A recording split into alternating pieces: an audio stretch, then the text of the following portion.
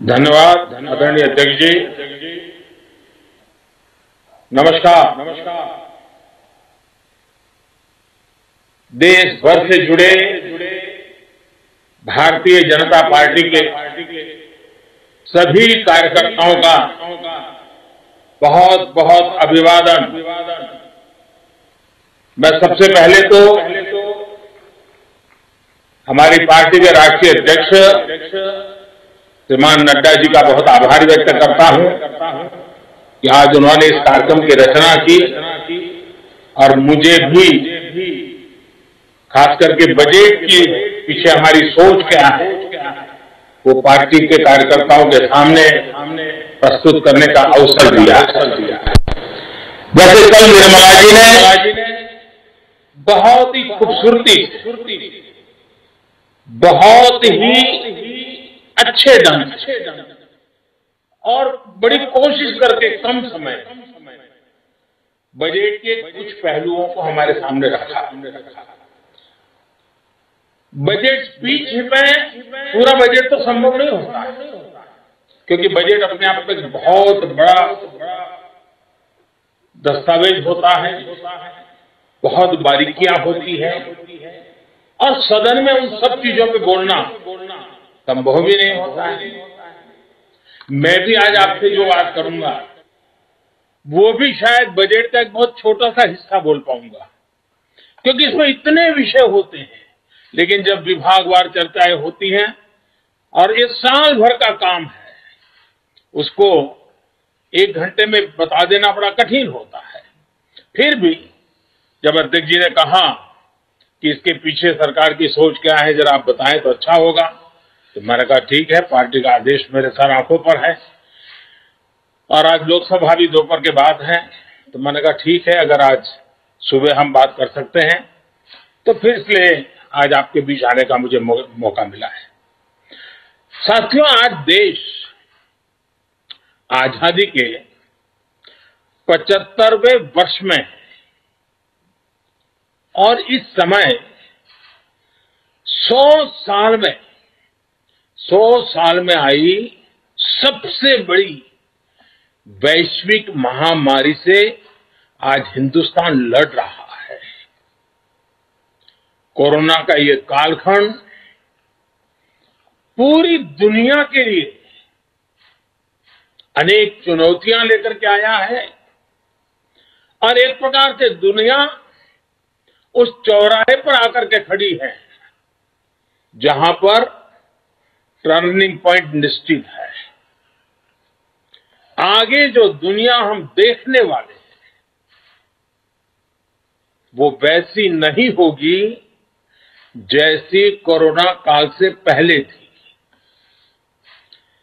जैसे द्वितीय विश्व युद्ध के बाद, सेकंड वर्ल्ड वॉर के बाद पूरी दुनिया में बहुत बदलाव आए, पूरा वर्ल्ड ऑर्डर बदल गया, वैसे ही कोरोना के बाद दुनिया में बहुत सारे बदलाव की संभावना है। एक नए वर्ल्ड ऑर्डर की संभावना है और इसके प्रारंभिक संकेत नजर भी आने लगे हैं। हम सब ने इस बात को मार्क किया होगा,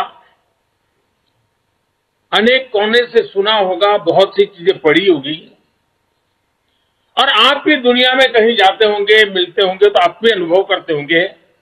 आज भारत की तरफ देखने के विश्व के नजरिए में बहुत बड़ा बदलाव आ रहा है। भारत जैसे विशाल देश को, लोकतांत्रिक देश को और इतने बड़े समाज में इतनी बड़ी विविधताओं को संभालते हुए चल रहे देश को अब दुनिया के लोग भारत को अधिक मजबूत रूप में देखना चाहते हैं और इसलिए पूरा विश्व भारत के लिए नए सिरे से जब देख रहा है तो हमारे लिए भी आवश्यक है कि हम हमारे देश को तेज गति से आगे बढ़ाएं, अनेक विविध क्षेत्रों में बदलाव लाएं, मजबूती लाएं। ये समय नए अवसरों का, नए संकल्पों की सिद्धि का समय है। बहुत जरूरी है कि भारत आत्मनिर्भर बने और आत्मनिर्भर तो बने ही, आत्मनिर्भर भारत की नींव पर एक आधुनिक भारत का निर्माण हो। कल जैसा मैंने पहले कहा, निर्मला जी ने जो बजट पेश किया है, बाय एंड लार्ज हम देखें, पॉलिटिकल एंगल अगर हम छोड़ दें, तो जो आर्थिक विषय के लोग हैं, समाज जीवन के लोग हैं, अखबारों में भी देखेंगे, कल टीवी चैनलों की डिबेट में देखेंगे, बजट का बहुत स्वागत हुआ है, बहुत सराहना हुई है। और आपने भी देखा होगा कि इस बजट में देश को आधुनिकता की तरफ ले जाने की दिशा में कई महत्वपूर्ण कदम हैं। साथियों, जब हम आज के बजट की चर्चा करेंगे तो सापेक्ष भी होती है, कुछ तो पुरानी बातों की तुलना करेंगे तब पता चलता है। बीते 7 वर्षों में जो निर्णय लिए गए, जो नीतियां बनी, पहले की जिन नीतियों में गलतियों को सुधारा गया, उस वजह से आज भारत की अर्थव्यवस्था का निरंतर विस्तार हो रहा है। 7-8 साल पहले भारत की जीडीपी 1,10,000 करोड़ रुपए की थी। आज भारत की अर्थव्यवस्था 2,30,000 करोड़ के आसपास की है। वर्ष 2013-14 में भारत का एक्सपोर्ट 2,85,000 करोड़ रुपए होता था। आज भारत का एक्सपोर्ट 4,70,000 करोड़ रुपए के आसपास पहुंचा है। 7 साल पहले करीब $275 बिलियन का विदेशी मुद्रा रिजर्व हमारे देश के पास था। आज देश का विदेशी मुद्रा रिजर्व $630 बिलियन को पार कर गया है। वर्ष 2013 में देश में $36 बिलियन का विदेशी निवेश एफडीआई था। पिछले साल ये $80 बिलियन को पार कर चुका है।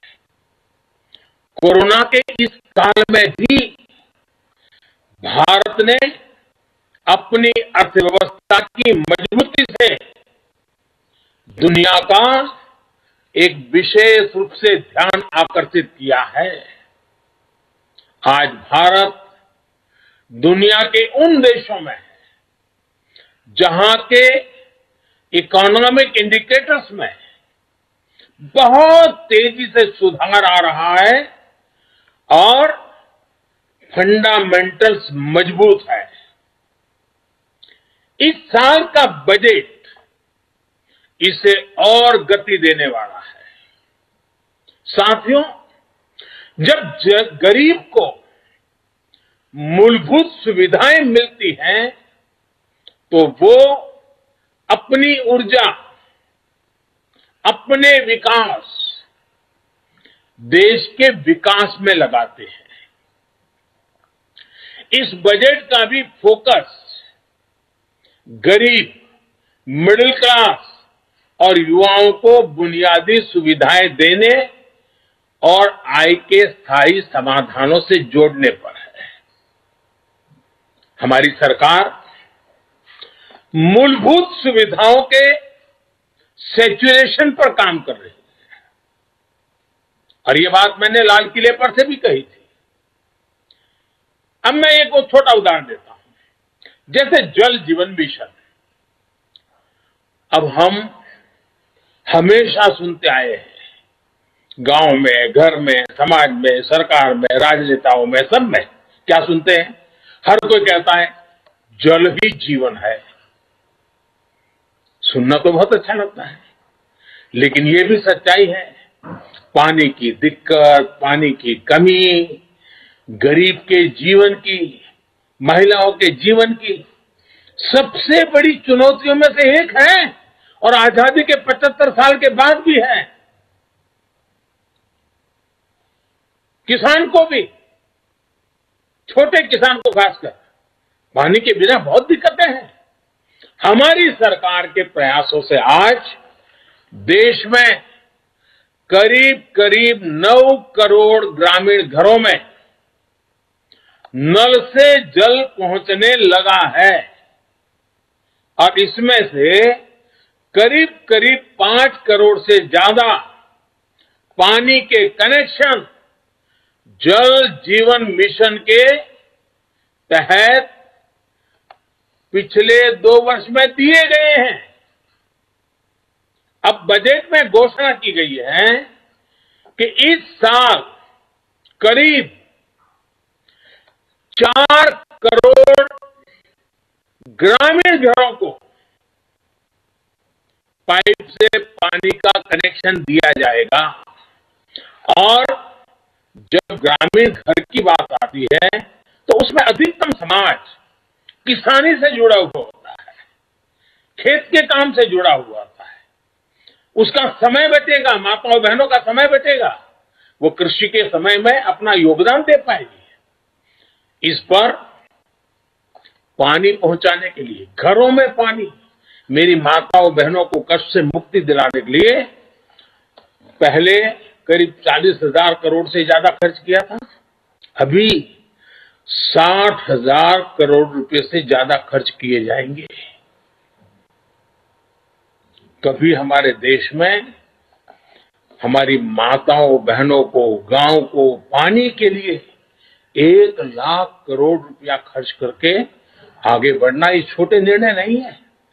देश के अलग अलग हिस्सों में नदियों को लिंक करने के अनेक प्रस्ताव इस बजट में हैं। विशेष रूप से केन बेतवा को लिंक करने के लिए जो हजारों करोड़ रुपए का प्रावधान किया गया है, उससे यूपी और एमपी के जो बुंदेलखंड क्षेत्र है, हम रानी की झांसी का गर्व करते हैं ना, मैं उस बुंदेलखंड की बात कर रहा हूं। जिस खाजुराहो की चर्चा करते हैं, मैं उस बुंदेलखंड की बात करता हूं। वहां की तस्वीर बदलने वाली, पानी के अभाव में वहां के किसान के नौजवान बेटे रोजी रोटी के लिए कभी गुजरात, कभी महाराष्ट्र, केरल, तमिलनाडु तक जाना पड़ता है। ये केन बेतवा योजना किसान के जीवन में, खेती में तो बदलाव लाएगी, किसान के जीवन में बदलाव लाएगी। और इस योजना पर लगभग 44,000 करोड़ रुपए खर्च होंगे। मेरे किसान भाइयों बहनों के खेत में पानी पहुंचाने के लिए ये आधुनिक युग का एक भगीरथ काम है। अब बुंदेलखंड के खेतों में और हरियाली आएगी। जवान बेटों को शहर में झुग्गी झोपड़ी में रहकर के मजदूरी में जिंदगी गुजारनी पड़ती है, वो खुले आसमान के नीचे अपने माँ बाप के साथ रह करके एक नई जिंदगी का प्रकरण लिखना शुरू कर सकते हैं। घरों में पर्याप्त पानी आए, खेत में पानी आए। साथियों, गरीब का बहुत बड़ा सपना उसका अपना घर भी होता है। इस साल के बजट में गरीबों के लिए 80 लाख पक्के घर बनाने की बात कही गई है। और इस पर 48,000 48,000 करोड़ रुपए 48,000 करोड़ रुपए यानी करीब करीब 50,000 करोड़ रुपए से अधिक खर्च होंगे। गरीब से मुक्ति का ये भी एक गरीबी से मुक्ति होनी है। गरीबी से बाहर आना चाहता है। जब घर मिलता है ना, उसका एक हौसला बन जाता है। हम कभी गरीबों की ताकत जानते नहीं थे। सिर्फ गरीबों का राजनीतिक उपयोग करने वाले लोग बहुत हुए थे। की बचत में गरीब भी आगे आया है। अगर एक जनधन अकाउंट उसकी जिंदगी बदल सकता है, तो गरीब को जब छत मिले, गरीब को जब घर मिले, तब उसका जीवन कितना बदल जाता है, इसका हम देख करके बता सकते हैं। जो भी उन परिवारों को देखेगा, उसका विश्वास बढ़ेगा। और इतना ही नहीं, सरकार जो घर बनाकर इन्हें देती है, वो घर इन गरीबों को एक तरह से लखपति बना देती है। मैं जब छोटा था, लखपति शब्द बहुत बड़ा लगता था। लखपति यानी कितनी बड़ी दुनिया है, सुनते ही कान खड़े हो जाते थे। लेकिन हमने जो गरीबों को घर दिया है ना, उसकी कीमत के हिसाब से देखे तो हमने पिछले 7 साल में 3 करोड़ गरीबों को पक्के घर देकर उन्हें लखपति बनाया है। जो गरीब थे, जो झोपड़पट्टी में रहते थे, अब उनके पास अपना घर है। पहले के मुकाबले हमारी सरकार ने इन घरों के लिए राशि भी बढ़ाई है और समय की ध्यान को रखते हुए घरों की साइज भी बढ़ाई है, ताकि बच्चों की पढ़ाई न छूट जाए, बच्चों के लिए पढ़ाई के लिए जगह मिल जाए। बड़ी बात यह भी है कि इसमें से ज्यादातर घर महिलाओं के नाम पर भी है। यानी हमने महिलाओं को घर की मालकिन भी बनाया है। साथियों, हम सामाजिक न्याय के लिए तो हमेशा काम करते हैं और इसे अपना दायित्व समझते हैं। जैसे समाज की भलाई के लिए सामाजिक न्याय बहुत जरूरी है, वैसे ही देश की भलाई के लिए भी देश का संतुलित विकास भी जरूरी है। भारत जैसे देश में कोई क्षेत्र पिछड़ा रहे, कोई इलाका अविकसित रह जाए, ये ठीक नहीं है। और इसलिए हमने आकांक्षी जिला एस्पिरेशनल डिस्ट्रिक्ट अभियान शुरू किया था। इन जिलों में गरीब की शिक्षा के लिए, गरीब के स्वास्थ्य के लिए, गांव की सड़कों के लिए, बिजली पानी के लिए जो काम हुए, उसकी प्रशंसा संयुक्त राष्ट्र ने भी की है। अब इस बजट में घोषणा की गई है कि आकांक्षी जिलों में राज्यों के साथ मिलकर आकांक्षी ब्लॉक प्रोग्राम चलाया जाएगा, यानी उसे और नीचे ले जाया जाएगा। यानी विकास का लाभ आखिरी छोर तक पहुंचाने का एक वैज्ञानिक तरीका है और धन का सदुपयोग करने का, संसाधनों को ऑप्टिमम यूटिलाइजेशन करने का और फोकस एक्टिविटी करने का रास्ता है। ग्रामीण क्षेत्रों में ब्लॉक स्तर पर जरूरी सुविधाएं पहुंचे, इस पर सरकार का जोर है। साथियों, राष्ट्र की सुरक्षा के लिए हमारी सेनाएं, एयरफोर्स हो, नेवी हो, आर्मी हो, हमारे जवान दिन रात डटे रहते हैं, जान की बाजी लगा देते हैं। लेकिन यह भी सच्चाई है कि हमारे सेना के जवान जो सीमा पर तैनात है, हमारे सुरक्षा बल के जवान जो सीमा पर तैनात है, उनको वो सीमावर्ती जो गांव है ना, वो भी एक प्रकार से किले का काम करते हैं और उन सीमावर्ती गांवों का देशभक्ति का जज्बा भी अद्भुत होता है। अभावों के बीच, संकटों के बीच, मुसीबतों के बीच सीमा पर रहने वाले छोटे छोटे गांव के लोग दिन रात देश की रक्षा के लिए सजग रहते हैं।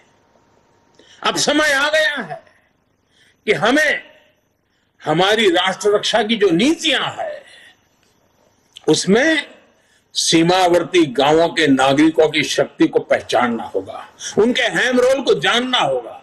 और इसलिए हमने ध्यान आकर्षित किया है कि सीमावर्ती जो हमारे आखिरी गांव है हिंदुस्तान के कोने कोने में, उन गांवों को विकास की यात्रा में पीछे नहीं रहने देना है। इस वजह से हम वर्षों से सीमावर्ती गांवों से पलायन होते भी देख रहे हैं।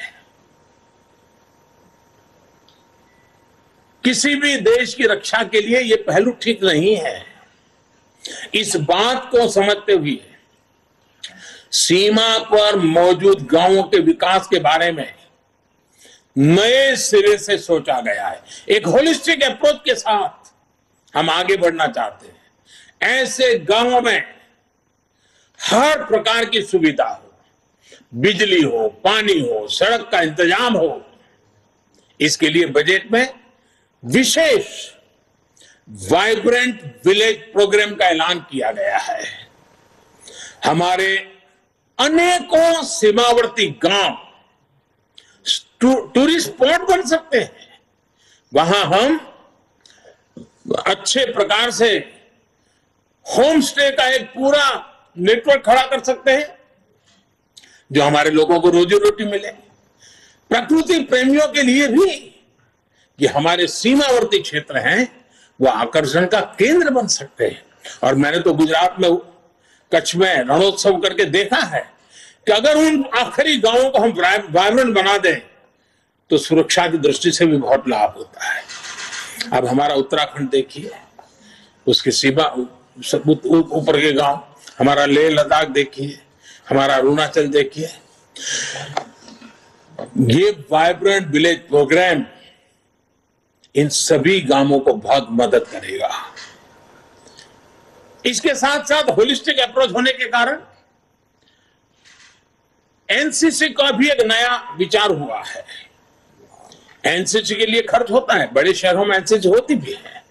अब हमने तय किया है कि सीमावर्ती गांव, वो जो ब्लॉक होगा और वहां जो स्कूल होगी नजदीक में, हम एनसीसी का वहां केंद्र शुरू करेंगे, एनसीसी की गतिविधि चलाएंगे ताकि ये सीमा पर रहने वाले बच्चे एनसीसी से ट्रेन होकर के भविष्य में आसानी से सुरक्षा बलों में जाकर के राष्ट्र रक्षा का नेतृत्व कर सकते हैं।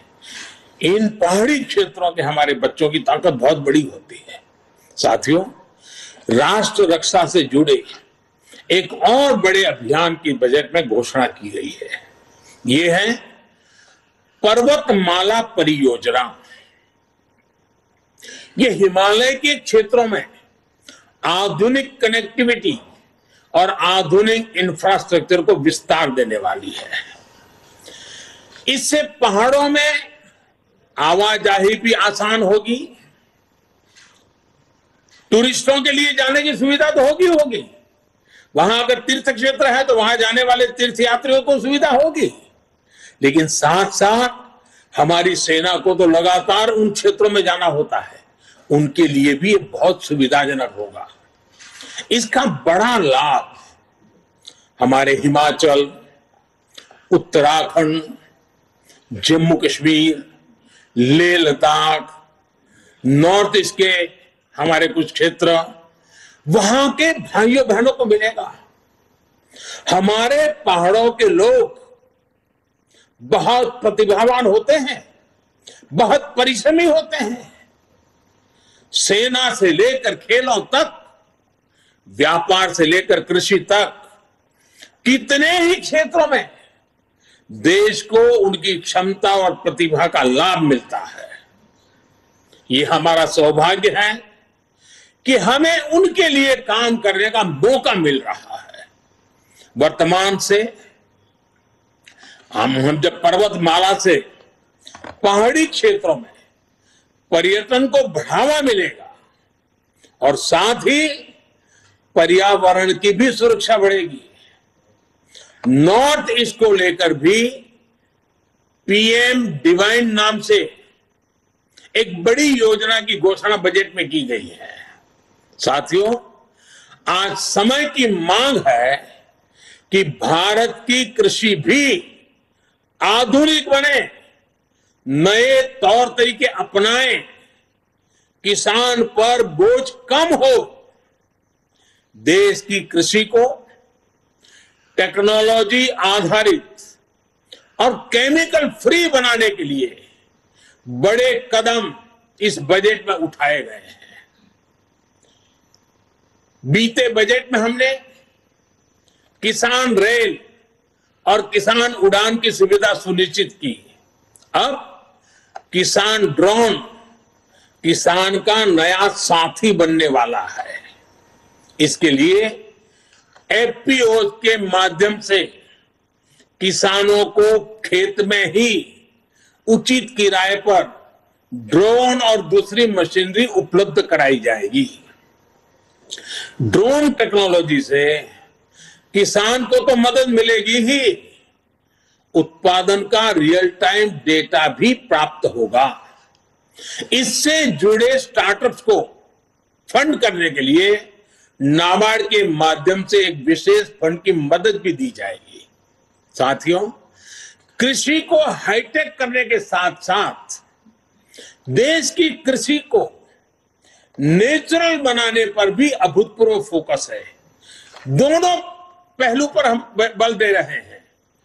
आधुनिक हो, टेक्नोलॉजी हो, खर्च में बचत हो, साथ साथ बैक टू बेसिक, हमारी ये धरती माता बर्बाद न हो, हमारी धरती माता की उपजाऊ शक्ति खत्म न हो, और इसलिए केमिकल मुक्त खेती, प्राकृतिक खेती।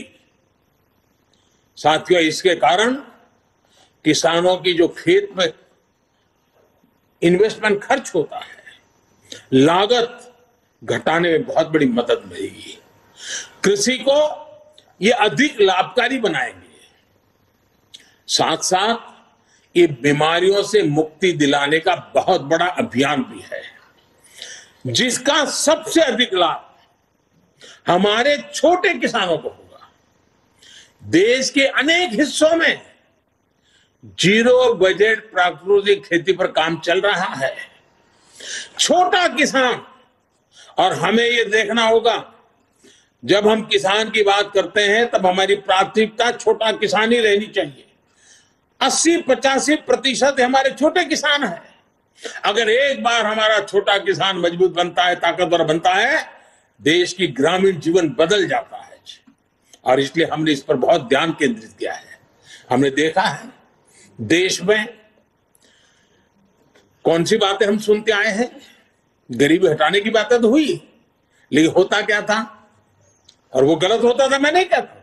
कहीं इंडस्ट्रियल कॉरिडोर बनते थे, कहीं इकोनॉमिक कॉरिडोर बनते हैं। हमने भी आकर देश में 2 डिफेंस कॉरिडोर बनाए हैं, लेकिन अब हम देश में पहली बार एक और कॉरिडोर बना रहे हैं, जो इस बजट में घोषणा की गई है। प्राकृतिक खेती का कॉरिडोर, नेचुरल फार्मिंग का कॉरिडोर बनाने की दिशा में बढ़ रहे हैं।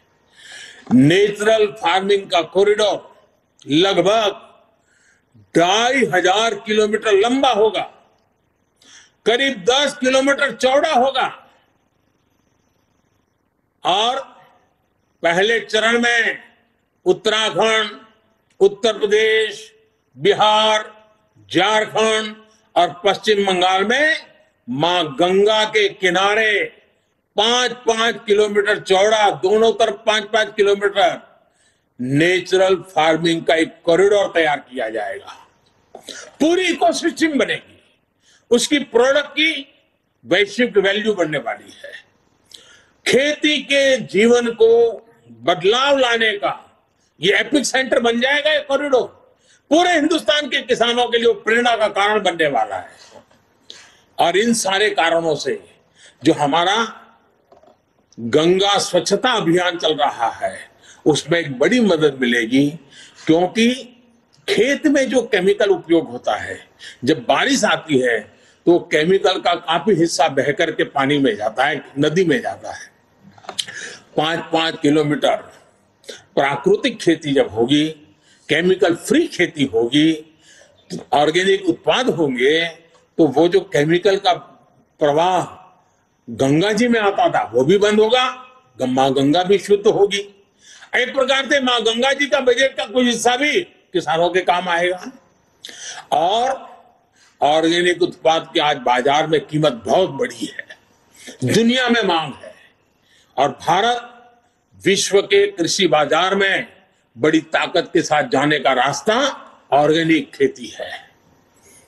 साथियों, सरकार द्वारा मोटे अनाज मिलेट्स को प्रोत्साहन दिया जा रहा है, और हमें न भूलें कि हमारा जो छोटा किसान है उसमें से अधिकतम किसान हमारे, या हमारे जो आदिवासी भाई बहन जो किसान है, या हमारे गांव में किसी दलित के पास अगर जमीन है वो छोटा किसान है, वो मोटा अनाज ही उनको पैदा किए बिना कोई चारा नहीं होता, क्योंकि बाकी कुछ सुविधाएं नहीं होती।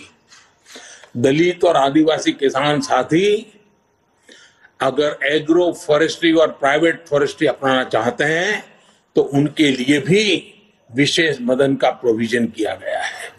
साथियों, अनाज के साथ साथ हम देखिए कृषि प्रधान देश है, जय जवान जय किसान इस मंत्र ने हमें ताकत दी है, लेकिन ये भी सच्चाई है कि आज हमारा देश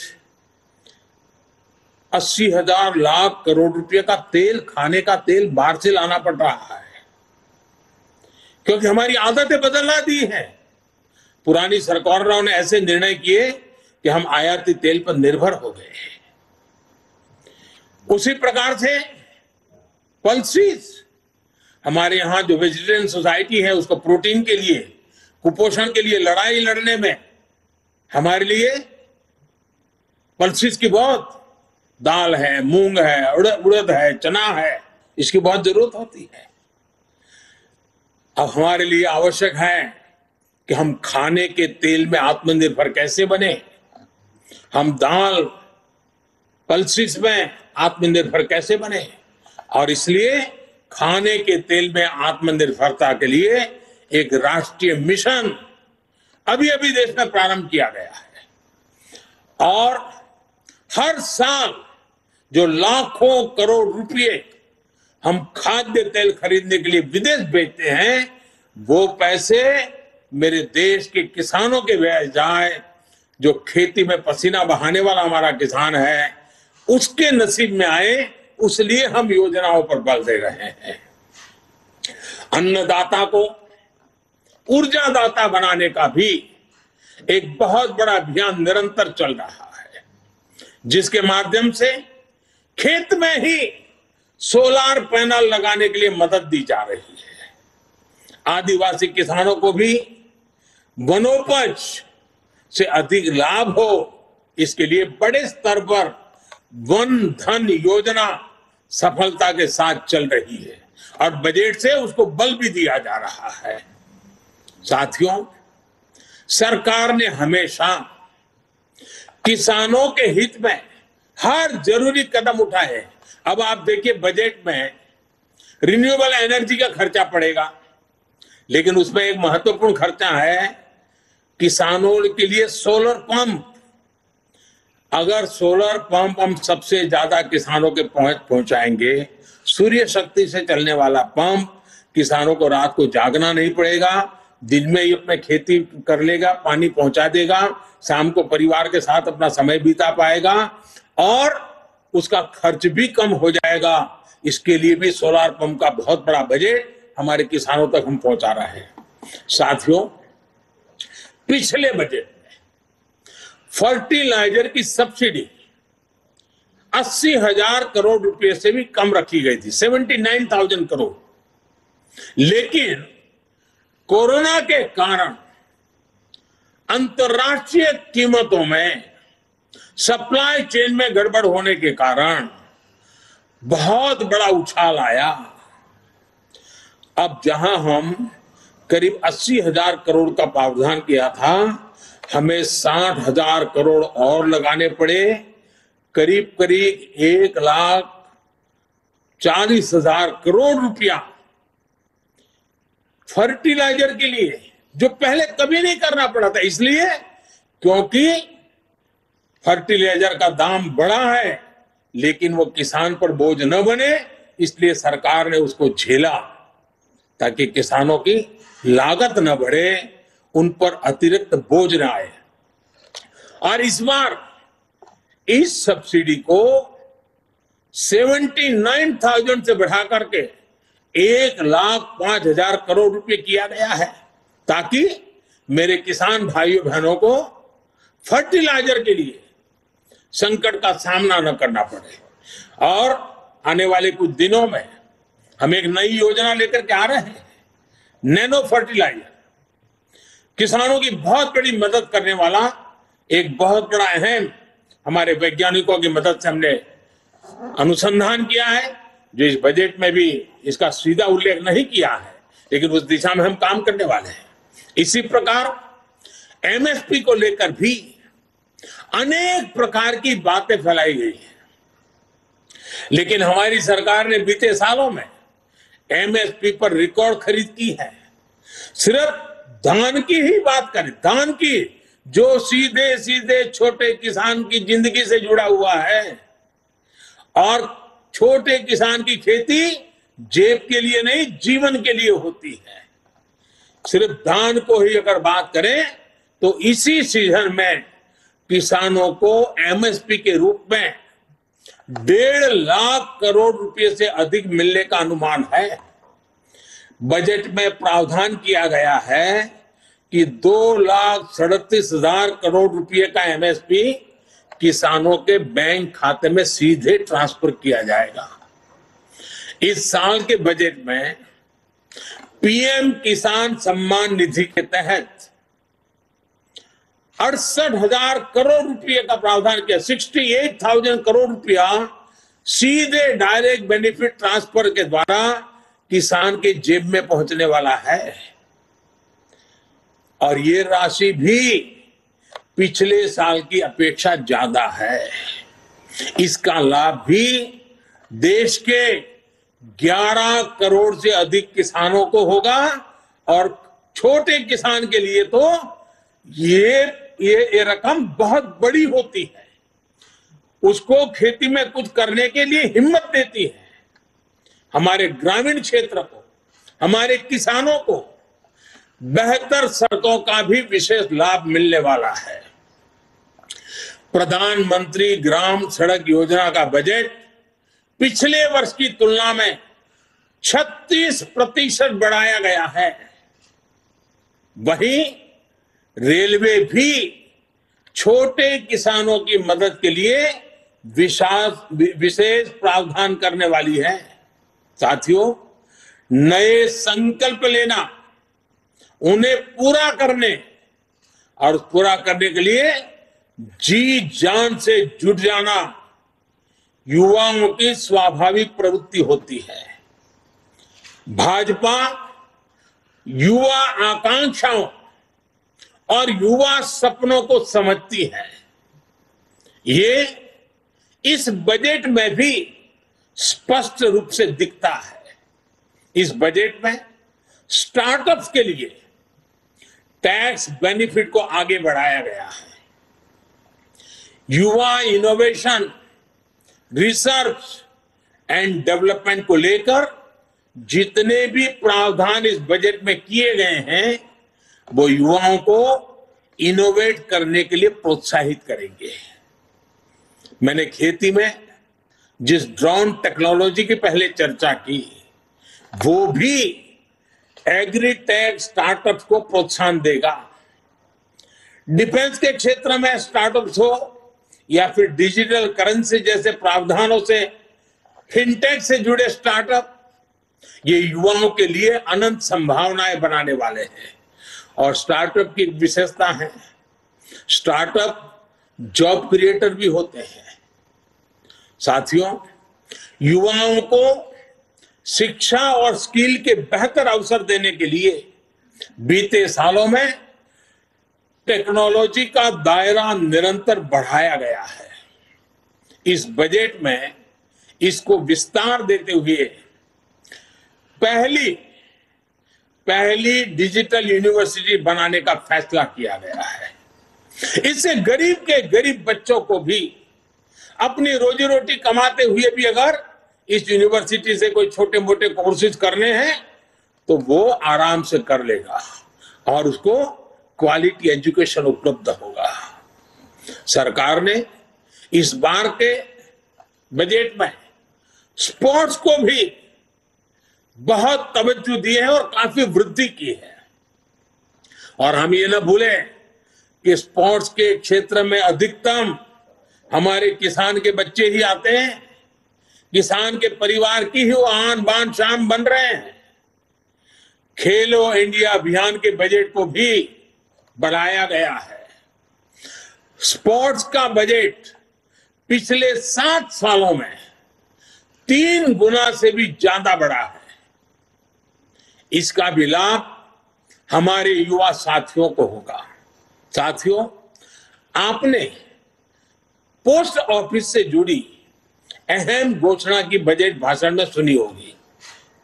अब पोस्ट ऑफिस के खातों में भी बैंकों की तरह ही mobile banking, internet banking, ATM और ऑनलाइन फंड ट्रांसफर की सुविधा मिल पाएगी। अभी देश में 1.5 लाख से अधिक पोस्ट ऑफिस हैं, जिसमें से अधिकतर गांवों में है। पोस्ट ऑफिस में जिनके सुकन्या समृद्धि अकाउंट और पीपीएफ अकाउंट है, उनको भी अब अपनी किस्त जमा करने पोस्ट ऑफिस जाने की जरूरत नहीं है। अब वो सीधे अपने बैंक अकाउंट से ऑनलाइन ट्रांसफर कर पाएंगे। इससे गांवों में रहने वाले किसानों, मजदूरों, वरिष्ठ नागरिकों, महिलाओं को विशेष रूप से बहुत सुविधा होगी। और हम जानते हैं, हमने एक पूरे देश का किसानों के लिए डिजिटल मार्केट प्लेटफॉर्म खड़ा किया है, ई-नाम। अब ई-नाम योजना के तहत जो किसान कारोबार करता है, उसको भी अपनी फसल बेचने के सारा कारोबार पोस्ट ऑफिस में ही बैंकिंग व्यवस्था होने के कारण बहुत आसानी से मेरा किसान अपना कारोबार कर लेगा। साथियों, आज सस्ता और तेज इंटरनेट भारत की पहचान बन चुका है। बहुत जल्द सभी गांव तक ऑप्टिकल फाइबर कनेक्टिविटी पूरी होगी। 5G सर्विस की लॉन्चिंग भारत में ईज ऑफ लिविंग और ईज ऑफ डूइंग बिजनेस को एक अलग ही आयाम देने वाली है। इससे सिर्फ इंटरनेट ही तेज नहीं होगा, डेटा स्पीड ही नहीं बढ़ेगी, बल्कि रिमोट सर्जरी के लेकर स्मार्ट ट्रांसपोर्टेशन तक अगर ड्रोन से मुझे दूर सुदूर पहाड़ के कोई फल फूल अगर नजदीक में शहर लाना है तो ड्रोन से उठा करके आराम से ले आ पाऊंगा। यानी सारे स्मार्ट ट्रांसपोर्टेशन के लिए भी ये सारी टेक्नोलॉजी गांव को, गरीब को, किसान को भी बहुत बड़ा अवसर देने वाली है।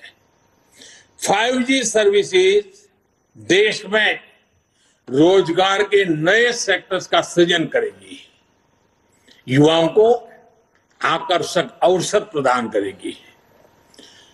स्टार्टअप्स को प्रोत्साहन करेगी। साथियों, आज देश में एनिमेशन, विजुअल इफेक्ट्स, गेमिंग और कॉमिक AVGC इस सेक्टर की भी तेजी से विकास हो रहा है। भारत मोबाइल गेमिंग को लेकर दुनिया के टॉप 5 मार्केट में से एक है। आकलन है कि आने वाले 2 सालों में यह सेक्टर 3 लाख करोड़ रुपए का हो जाएगा। अब मुझे बताइए, ये गेमिंग हम बच्चों को रोक नहीं पाएंगे। परिवार में बच्चा मोबाइल फोन पर गेम खेल रहा है, नहीं रोक पाएंगे। लेकिन क्या हमारे बच्चे विदेशों से खर्च करके आई हुई गेम से खेलेंगे कि हिंदुस्तान भी कुछ करेगा? और इसलिए हमारे देश की प्रतिभा को मौका मिले, इनोवेट करने का अवसर मिले। इस सेक्टर में क्रिएट इन इंडिया और ब्रांड इंडिया को सशक्त करने का भरपूर पोटेंशियल है। भारत को ग्लोबल गेम डेवलपर्स और गेमिंग सर्विस का हब बनाने के लिए इस बजट में एक टास्क फोर्स के गठन की बात की गई है। साथियों,